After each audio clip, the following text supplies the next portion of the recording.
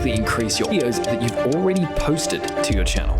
Look, YouTube can be incredibly frustrating. You put a ton of time and effort and energy into your videos, you post them to YouTube, you go to bed, and then you wake up the next morning and they have a grand total of 4 views again. And often the worst part is when you log into your analytics dashboard and you look at your audience retention graphs, they look like a downward staircase. And you think to yourself, how could this happen? I thought this video was so good.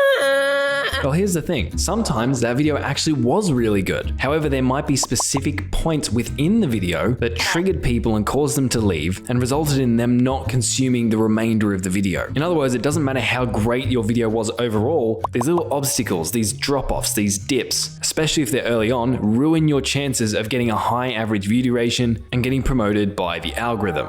And I had this happen to me recently. I worked really hard on a video. I spent over 60 hours scripting, preparing, and researching, and I was super proud of it. But when I came back to it a day after it had gone live, I saw one of those dreaded obstacles. I saw a very specific dip at a very specific point, and when I rewatched the video, I realized I had phrased something super stupidly, which caused a bunch of people to leave and was ruining my retention. Outside of that one point, the rest of the video was great and was retaining tons of people. But the problem was, early on, a bunch of viewers were hitting that wall, that obstacle, and dropping off before they could get to the good bit. And so here's the thing I did that took me literally less than 2 minutes, but may have saved that video. I simply went into the YouTube video editor and chopped that segment completely out of my video, and that was that. From then on, since that friction point had been eliminated, it was easier for more people to flow on and continue watching the rest of my video. Now, I'm not saying all of those people would have continued watching the entire video, but at the very least, most of them left the video later than they would have if I hadn't removed that friction point. And that meant that overall, I get a higher average view duration.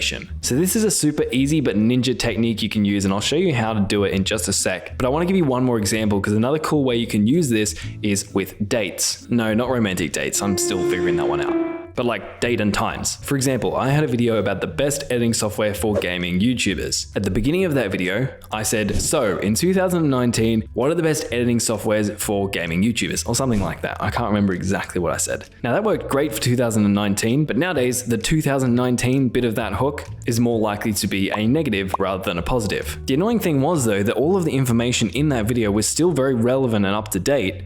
The only thing that was killing it was the fact that I said in 2019. So what I did, again, went into the YouTube video editor, chopped off the so in 2019 bit. And so after that, the video simply started with, what are the best video editing softwares to edit gaming videos for YouTube? And that would have resulted in more people sticking with my video early on. So if you want to do this for your videos, all you have to do is go to YouTube Studio, hover over the video that you think might have some friction points and click on Analytics.